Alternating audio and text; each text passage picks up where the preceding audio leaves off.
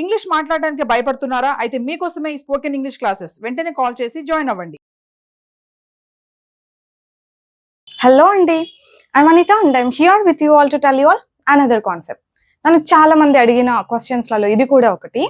అనిత, కొంతమంది I told them అంటారు, కొంతమంది ఐ డిడ్ టెల్ దెమ్ అంటారు, కొంతమంది ఐ ఇన్ఫార్మ్డ్ అంటారు, కొంతమంది ఐ డిడ్ ఇన్ఫార్మ్ అంటారు, కొంతమంది ఆమె సెండ్ చేసింది మెసేజ్ అని చెప్పాలంటే షీ సెంట్ ఆ మెసేజ్ అంటారు, కొంతమంది షీ డిడ్ సెండ్ ఆ మెసేజ్ అంటారు.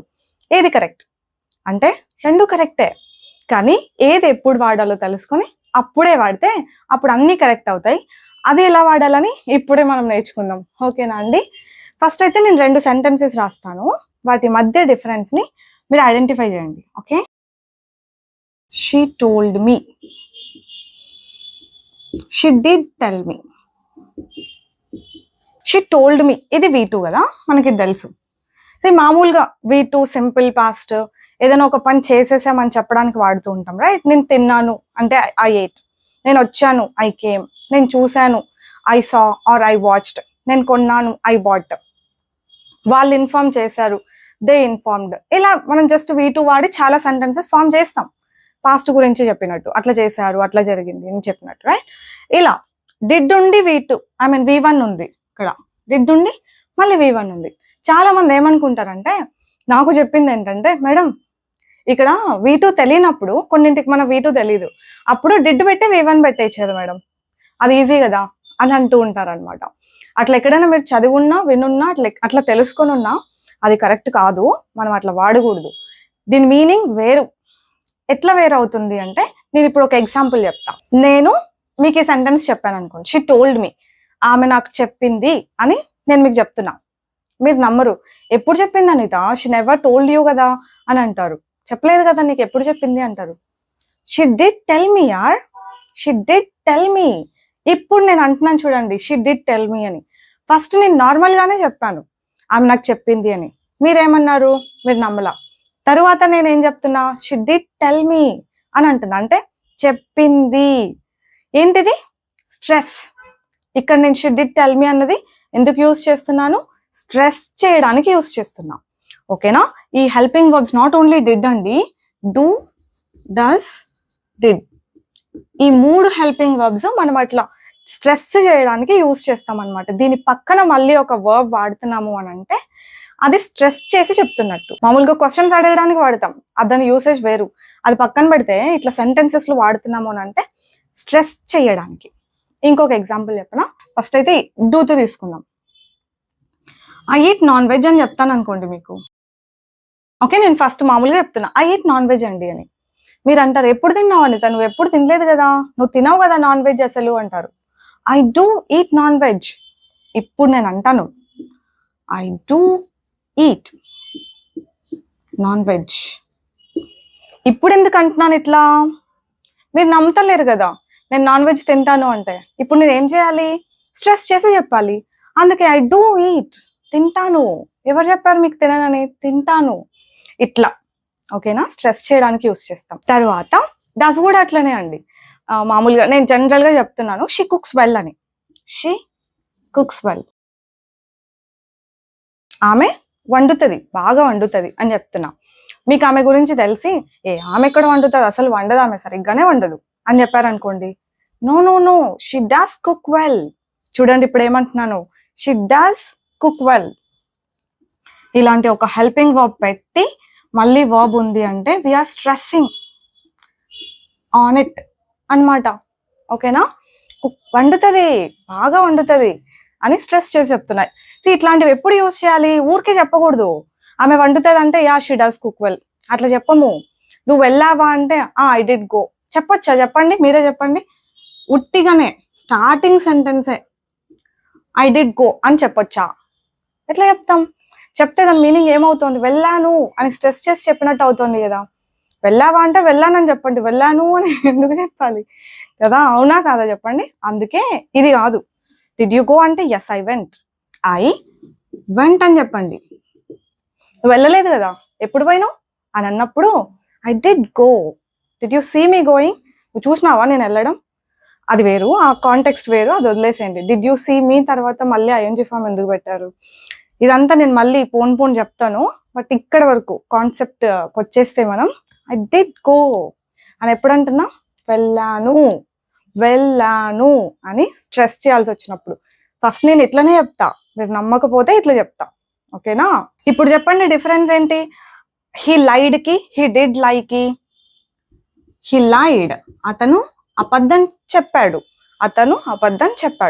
అని నేను చెప్తే మీరు నమ్మకపోతే, ఎప్పుడు చెప్పాడు అనిత? అసలు మామూలుగా అతను అబద్ధాలు చెప్పలేదు ఈసారి కూడా అని అంటే, లేదండి హీ డిడ్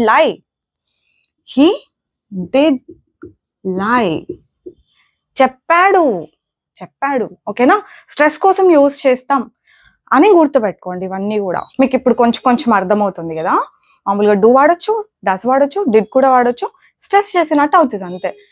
నేను ఆన్లైన్ ఆఫ్లైన్ రెండు టీచ్ చేస్తాను అంటే, రెండు ఎట్లా టీచ్ చేస్తావు, ఎట్లా మేనేజ్ చేస్తావు అంటారు. I do teach both online and offline. అలా వస్తుంది అనమాట. 8 hours ఎట్లా టీచ్ చేస్తావు? నువ్వు అబద్ధం చెప్తున్నావు. రోజులో 8 classes 9 classes, సమ్మర్లో అయితే 10 classes కూడా ఉంటాయి. 10 hours క్లాసెస్ ఉంటాయి అని అంటే 10 hours అసలు ఊరికే అని అనుకున్నారు అనుకోండి. I do take 10 classes in summer. Usually I take 8 classes. 8 classes అయినా కూడా నాట్ అ స్మాల్ నంబర్ కదా, నంబర్ అనమాట. I do take 8 classes. ఏమంటున్నా? ఐ డూ టేక్, తీసుకుంటాను. నేను మామూలుగా ఏం చెప్తాను? I take around 8 classes. 8 classes మామూలుగా ఇది చెప్తా, నమ్మకపోతే ఇట్లా చెప్తా. ఓకేనా? స్ట్రెస్ చేయడానికి. ఇవన్నీ అర్థమయ్యాయి కదా. ఇది అర్థం చేసుకునే క్రమంలో హెల్పింగ్ వర్బ్స్ ఇట్లా స్ట్రెస్కి వాడతామని చెప్పినప్పుడు కొంచెం బాగా ఆలోచిస్తారు చూసారా, వాళ్ళకి ఇంకో డౌట్ కూడా వస్తుంది. కొంచెం బాగా ఆలోచించే వాళ్ళకి ఏం డౌట్ వస్తుంది అంటే, వీటిని మాత్రమే వాడతామా? ఈ is, am, are, have, has, had ఇవి కూడా హెల్పింగ్ వర్బ్సే కదా. కెన్ కూడా ఇవి కూడా అవే కదా.